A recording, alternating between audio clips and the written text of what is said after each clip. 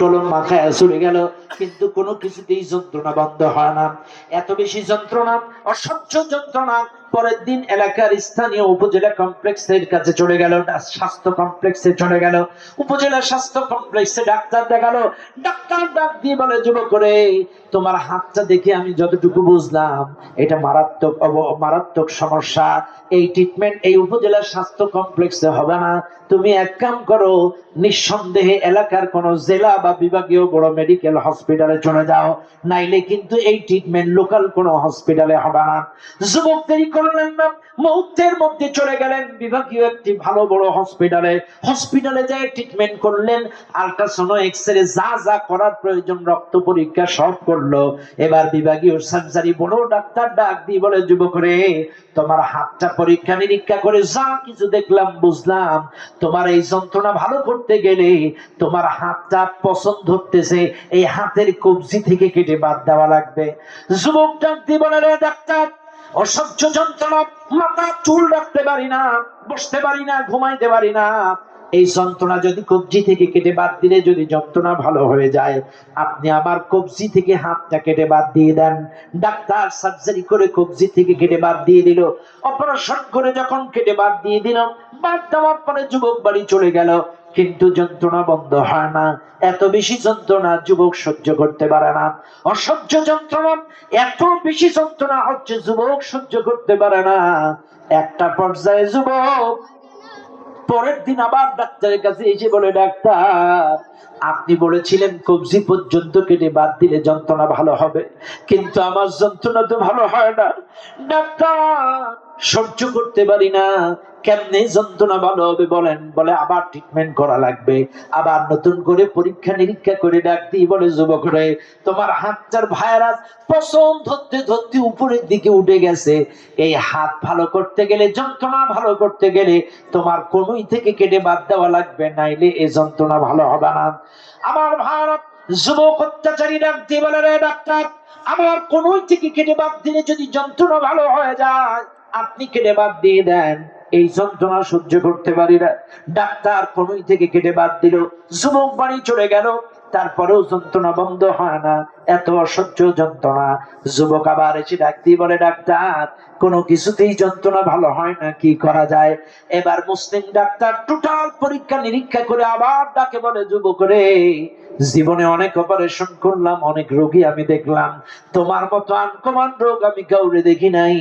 কোন ব্যাকটেরিয়া নাই, ভাইরাস নাই, কিছু পাই না, কিন্তু মশার কয়েলের মতো কেন পচতে পচতে উপরের দিকে যাচ্ছে, আমি কোন রোগ খুঁজে পাচ্ছি না। যুবককে শুনে নাও, জেনে নাও, মুসলিম ডাক্তার যুবককে ডেকে বলছে, যুবক, তুমি সত্য করে বলো, তোমার বিরুদ্ধে কারোর কোনো বদদুয়া লাগছে কিনা? তুমি কি কারোর বিরুদ্ধে অত্যাচার, অন্যায়, অবিচার করছো? না, এটা আমি কোনো রোগ পাচ্ছি না, কোনো ব্যাকটেরিয়া নাই, ভাইরাস নেই, কেন এরকম হচ্ছে? আসলে কি তুমি কারোর উপরে জুলুম করছো? তোমার বিরুদ্ধে কারোর বদদুয়া লাগছে? যুবক তখন ফ্যাক করে কাঁদে ফেলছে। যুবক বলতেছে, ডাক্তার, এই হাত দিয়ে এক জেলের উপরে আমি অত্যাচার করছিলাম, এই হাত দিয়ে অনেকের উপরে জুলুম করছি, কিন্তু সর্বশেষ এক জেলের অন্যায় করে 3 দিন ধরে একটা মাছ পাইছে, এর খাঁচার থেকে জোর করে ছিনতাই করে এই হাত দিয়ে আমি তার মাছটা জুলুম করে নিয়ে আসছিলাম, সেই থেকে আমার হাতের পছন্দ, এই যন্ত্রণা শুরু, এই অবস্থা।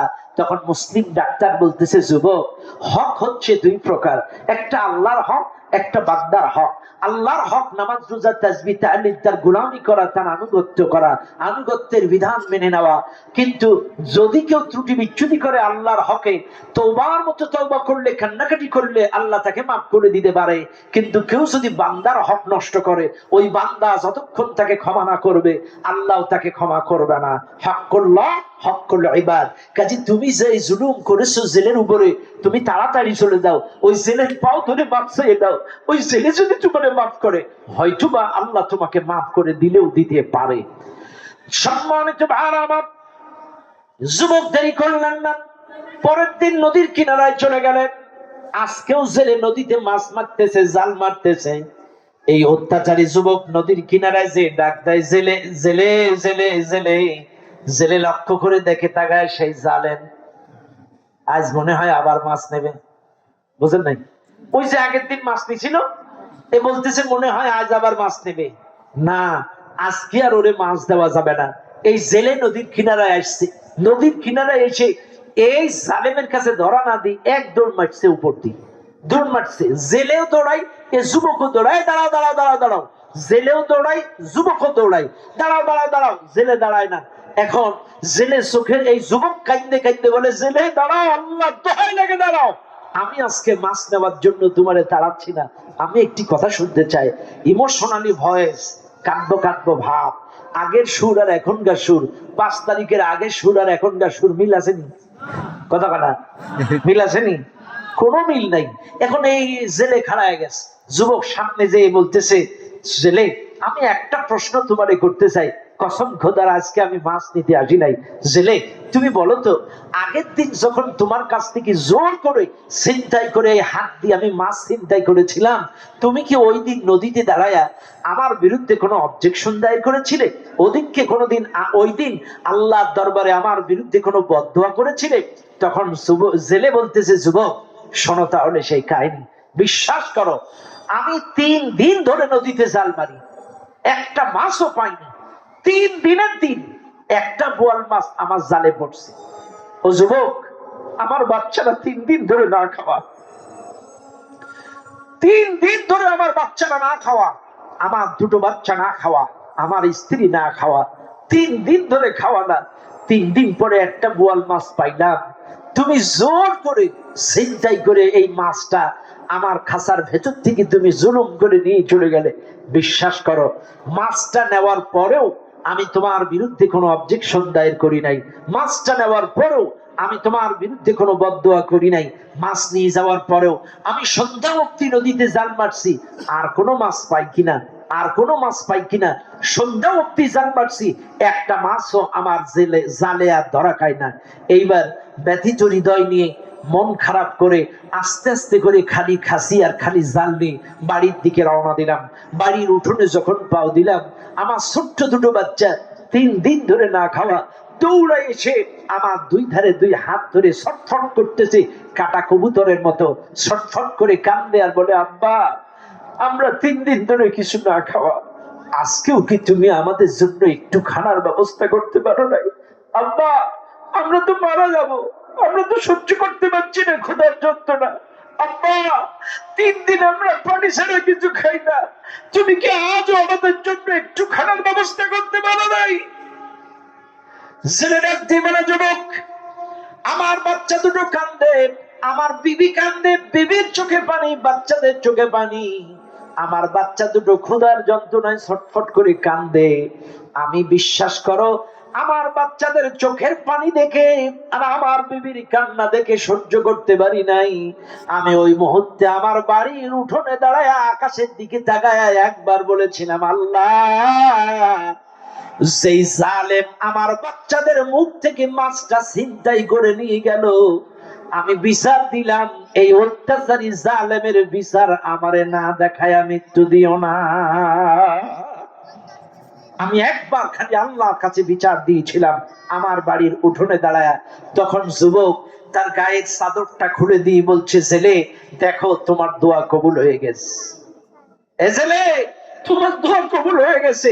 তুমি যে আল্লাহর কাছে অবজেকশন দিছিলে, সেই থেকে ওই বোয়াল মাছে আমাদের একটা কামড় দিছিল, সেই থেকে পছন্দ ধরতে ধরতে এই কনুই পর্যন্ত ডাক্তাররা কেটে বাদ দিছে। ডাক্তাররা বলেছে এখনো নাকি কাটা লাগতে পারে।